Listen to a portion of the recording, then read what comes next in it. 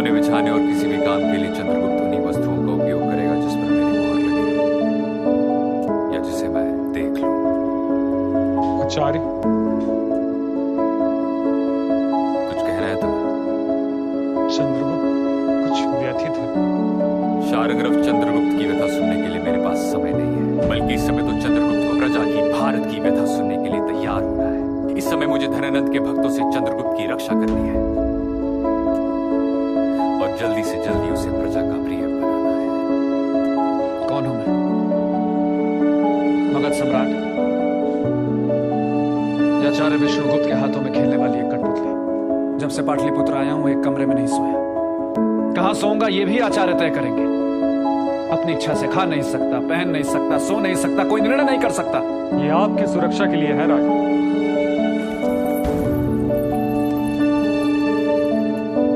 सुरक्षा?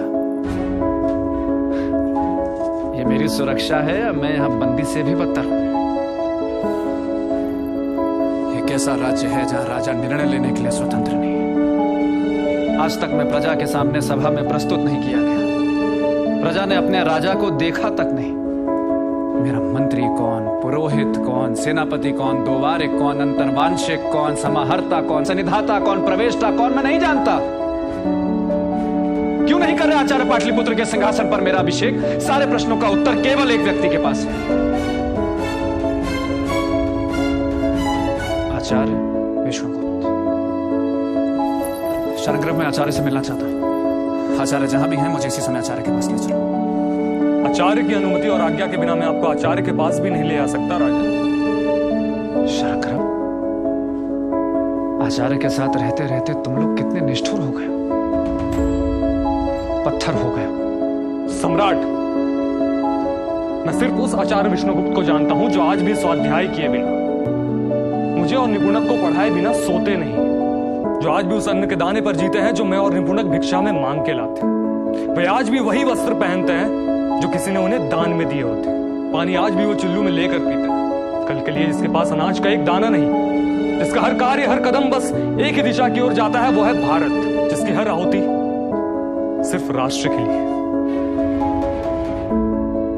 आचार्य के लिए कोई और संदेश हो तो कहिएगा राजा। राजा के स्वार्थ की बात राजा से तत्काल ही कह देनी चाहिए। अपने स्वार्थ की बात राजा के प्रिय और हित चाहने वाले व्यक्तियों से करनी चाहिए, और दूसरे के स्वार्थ की बात उचित समय और स्थान देखकर करनी चाहिए, और जो कुछ भी कहे वो धर्म और अर्थ से संबंधित होनी चाहिए। याद है तुम्हें? अब आगे सुनो। राजा के पूछने पर उसकी अनुमति से उसे प्रिय और उसके हित की बात कह देनी चाहिए। प्रिय हो तो भी उसके अहित की बात राजा को नहीं कहनी चाहिए, पर राजा के हित की बात अप्रिय हो तो भी उसे कहनी चाहिए। उत्तर देते समय यदि अप्रिय बात सुनाने में डर लग रहा हो तो चुप हो जाना चाहिए। तुम दोनों को जाने की मैंने आज्ञा नहीं दी।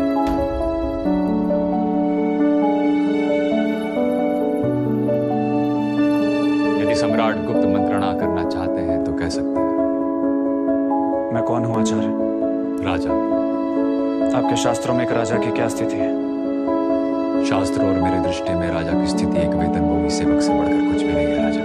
ऋत्विक, राजपुरोहित, पटरानी, राजकुमार से लेकर शासक के प्रथम सेवक से लेकर अंतिम सेवक तक का वेतन तय है। तो क्या मैं पाटलिपुत्र में सिर्फ एक दास हूं? राजा की दास जैसी स्थिति ही उसे प्रजा का स्वामी बनाती है चंद्रगुप्त। राजा राष्ट्र के एक सेवक और भृत्यों से बढ़कर कुछ भी नहीं है। शार्ंगरव, सम्राट को आचार्य शुक्र का मत बताओ। सम्राट, राजा राज्य रूपी वृक्ष का मूल है, मंत्री परिषद उसका धड़ है, सेनापति उसकी शाखाएं हैं, सैनिक उसके पत्ते हैं, प्रजा उसके पुष्प है, देश की संपन्नता उसके फल हैं और समस्त देश उसका बीज है। तो फिर दास का कोई अधिकार भी तो होगा? निपुणक, दास को पहले राजा के कर्तव्य बताओ। राजा का कर्तव्य है कि वो प्रजा को धर्म और कर्म से भ्रष्ट होने न दे और प्रजा को सुखी करे। प्रजा के सुख में राजा का सुख है, प्रजा के हित में राजा का हित है। अपने आप को अच्छे लगने वाले कार्यों को करने में राजा का हित नहीं है, बल्कि राजा का हित तो प्रजा को अच्छे लगने वाले कामों को करने में है। सम्राट शार्ंगरव, अब सम्राट को दास के अधिकार बताओ। अपराधियों का दमन। तो धनानंद अभी तक जीवित और अमात्य राक्षस स्वतंत्र क्यों है? क्या धनानंद मगध का अपराधी नहीं है? क्या कहकर मैं तुम्हें पाटलिपुत्र के सामने प्रस्तुत करूं कि ये देखो, ये रहा तुम्हारा राजा जिसके हाथ धनानंद के खून से रंगे हुए हैं, या फिर प्रजा के सामने मैं उस चंद्रगुप्त को प्रस्तुत करूं जो प्रजा से कह सके कि ये रहा प्रजा का धन, मैं 80 करोड़ के मूल्य की संपत्ति वापस प्रजा के कोष में लाया हूं।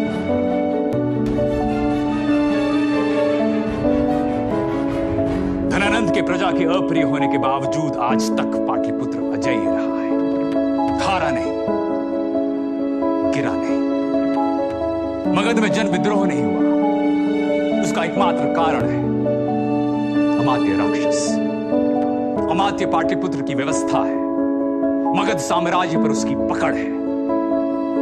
हमने पाटलिपुत्र पर अधिकार किया है, प्रजा को जीता नहीं। इसलिए जब तक अमात्य हारता नहीं, हम पाटलिपुत्र जीते नहीं कहला सकते। मैं अमात्य को पाटलिपुत्र से भागते हुए देखना चाहता हूं। पाटलिपुत्र से अमात्य का भागना ही उसकी पराजय होगी चंद्रगुप्त। तो आप अमात्य को भागने क्यों नहीं देते? अमात्य के भागने और धनानंद की मुक्ति का भी समय मैं तय करूंगा। तो आप जानते हैं कि अमात्य कहाँ है? तुम्हारी आंखों से ही तो देख रहा हूं। मेरी आंखें? यानी? शारंगरव, आपके गुप्तचर। पिछले 3 साल से तुमने प्रकट युद्ध किया है और मैंने कपट युद्ध। अमात्य और मैं इस समय कपट युद्ध कर रहे हैं। जाओ, विश्राम करो और सावधान रहो, तुम्हारे जीवन पर बहुत घात होने वाले हैं। चंद्रगुप्त की हत्या करने के लिए राजप्रसाद में छुपे हमारे सभी सेवक मारे गए। उस कुटिल ब्राह्मण ने पूरे राजप्रसाद में ही आग लगा दी। पर उन्हें पता कैसे चला कि राजमहल में कई कमरों के नीचे तहखाने हैं? शारंगरव, कक्ष में चींटियों मक्खियों को भी ध्यान से देखो। किसी ने नहीं देखा कि चंद्रगुप्त के कक्ष में चींटियां अपने मुंह में भात का दाना लेकर कहां से आ रही थी। चींटियों के मुंह में भात का दाना देखकर मुझे विश्वास हो गया कि कक्ष के नीचे तहखाना है और तहखाने में प्रतीक्षा कर रहे लोग भात ही खा रहे होंगे।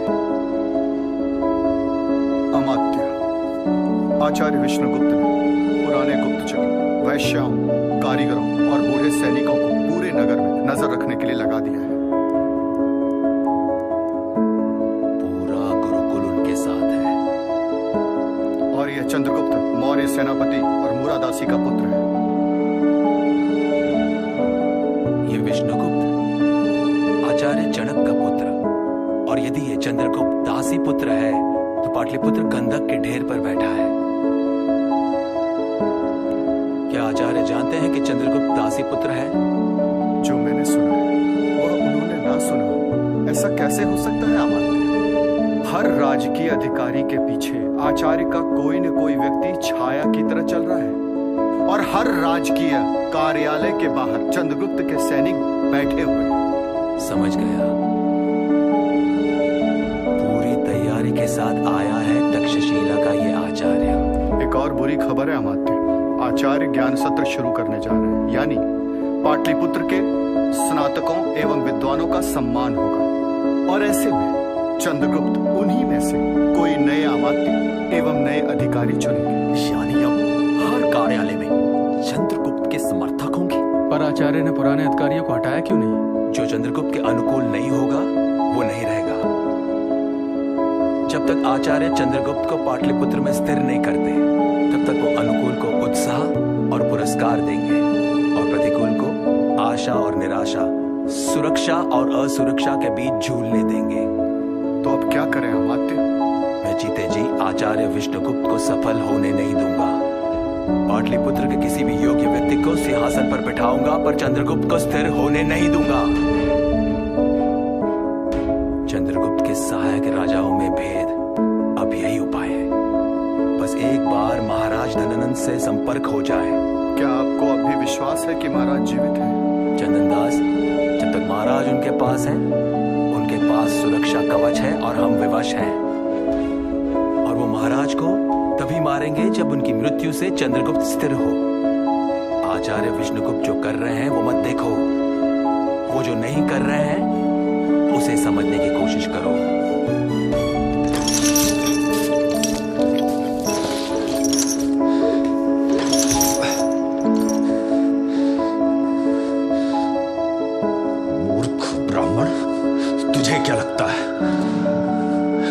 मारकर चंद्रगुप्त पाटलिपुत्र के सिंहासन पर स्थिर हो जाएगा, सुशासन आ जाएगा। धनानंद, मेरा विश्वास प्रजा में है। वो प्रजा जो राष्ट्र की पुनीत थाती राजा को सुशासन के लिए सौंपती है, इसलिए उसे राजा को हटाने का भी अधिकार है। तुझे चंद्रगुप्त में विश्वास ना हो, पर मुझे है। मुझे विश्वास है उस व्यवस्था में जहां राजा राज्य रूपी रथ का एक पहिया है और दूसरा पहिया उसके मंत्री, अमात्य और अधिकारी है। मुझे विश्वास है उस व्यवस्था में जहां राजा को गुरुजन और अमात्य वर्ग मर्यादा में रखते हैं और उसे गलत और अनर्थ करने वाले कामों से रोकते हैं। काश तेरे मंत्रियों ने तुझे राज्य की 80 करोड़ की संपदा का अपहरण करने से रोका होता, अनर्थ करने से रोका होता। कहाँ छिपा रखा है प्रजा का वो कोष? कौन से 80 करोड़ की संपत्ति? प्रजा को उसका धन लौटा दो तो मैं तुम्हें पाटलिपुत्र से सुरक्षित जाने दूंगा। मुझे मारकर अपना प्रतिशोध पूरा कर ले ब्राह्मण। तेरे सारे उत्तराधिकारी मारे जा चुके हैं धनानंद। तुम्हें तुम्हारी पत्नी और पुत्र की चिंता नहीं होगी, पर मुझे है। स्त्री हत्या का पाप मैं चंद्रगुप्त के माथे नहीं लगने दूंगा। चाहो तो अपनी पत्नियों को साथ ले जाना। और मेरी बेटी के साथ क्या करेगा तू? 80 करोड़ लौटा दो तो मैं उसका विवाह चंद्रगुप्त से करवा दूंगा। इसमें भी तेरा स्वार्थ? हाँ धनानंद, प्रजा के धन को अपहरण करने का अधिकार राजा को भी नहीं है। ब्राह्मण, मैं तुझ पर विश्वास कैसे करूं? तुम्हारे पास कोई दूसरा रास्ता है? तू शिक्षक है ना? वचन दे, मेरी बेटी का विवाह मगध सम्राट चंद्रगुप्त से ही करवाएगा और मुझे पाटलिपुत्र से सुरक्षित जाने देगा। वचन दिया।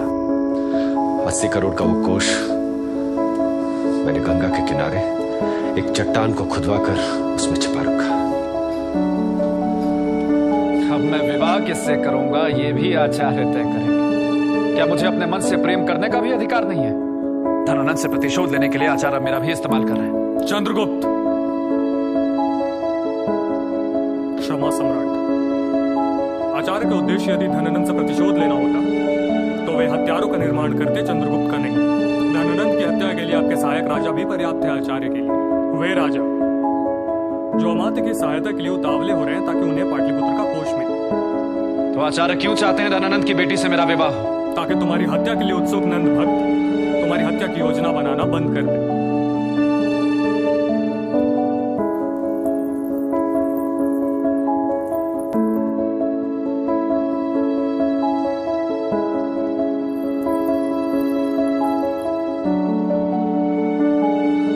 मैंने तुम्हें पाटलिपुत्र का साम्राज्य सुखों के उपभोग के लिए नहीं दिया है। मैंने तुम्हें पाटलिपुत्र का साम्राज्य इसलिए दिया है ताकि खंड खंड में बटे हुए भारत को तुम एक कर सको, ताकि तुम भारत को सुशासन दे सको। याद रख, राजा का सुख प्रजा के सुख में। तेरे सुख के लिए मैं तेरे जीवन को दांव पर नहीं लगाऊंगा। यदि अपने सुख की कामना सताए तो सबसे पहले उन विधवाओं के विलाप को याद करना जिनके पति स्वतंत्रता के युद्ध में मारे गए। उन शिशुओं को याद करना जिन्होंने अपने पिता को स्वतंत्रता के युद्ध में खो दिया। उन बूढ़े माँ बाप को याद करना जिनके बुढ़ापे की लाठी भारत की सीमाओं पर खो गई। उन नन्ही नन्ही बच्चों को याद करना जिनके लिए पिता अब सिर्फ उनका राजा है। फिर भी तुम अपना निर्णय लेने के लिए स्वतंत्र हो चंद्रगुप्त। शारंगरफ, सम्राट को धनानंद द्वारा अपहरण किए गए धन की सूचना दी है नहीं? मैं देने ही वाला हूं। दे दो। सम्राट, प्रजा का धन मिल गया है। कल आप पहली बार पाटलिपुत्र की सभा में जाएंगे और पाटलिपुत्र को इसकी सूचना देंगे।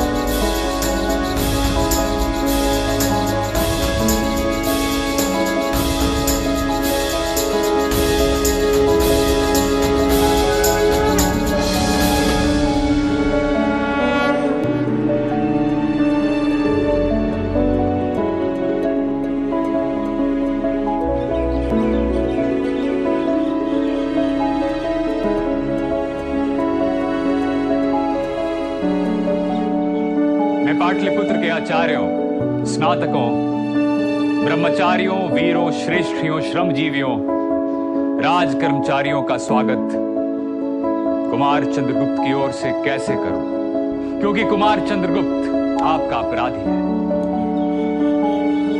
उसने पाटलिपुत्र के आसन पर अधिकार किया है। उसने महापद्म नंद की तरह अपने स्वामी की हत्या नहीं की है। फिर भी मैंने उसका अभिषेक नहीं किया, क्योंकि मगध की प्रजा ने अभी तक उसे अपने हाथों से सिंहासन नहीं दिया है। जिस दिन मगध की प्रजा, मगध का अमात्य वर्ग, मगध का भृत्य वर्ग कुमार चंद्रगुप्त का अभिषेक करेगा, उसी दिन कुमार चंद्रगुप्त मगध सम्राट कहलाने के अधिकारी होंगे। अब देखना है कि जिसने वाहिक प्रदेश को, भारत को अलक्षेंद्र की दास्ता से मुक्त कराया, जिसने परतंत्रता के जुए को भारतीयों के गर्दन से निकाल फेंका, उसे पाटलिपुत्र अपना शासक बनने योग्य समझता है या नहीं। अब देखना है कि पाटलिपुत्र किसे अपना शासन करने योग्य समझता है। उसे जिसने मगध की प्रजा के कर की 80 करोड़ की संपत्ति का अपहरण किया, या फिर उसे जिसने मगध की प्रजा की खून पसीने की कमाई को वापस प्रजा के कोष में लाया। मैं कुमार चंद्रगुप्त से निवेदन करता हूं कि वह स्वयं इस बात की सूचना मगध की प्रजा को दे।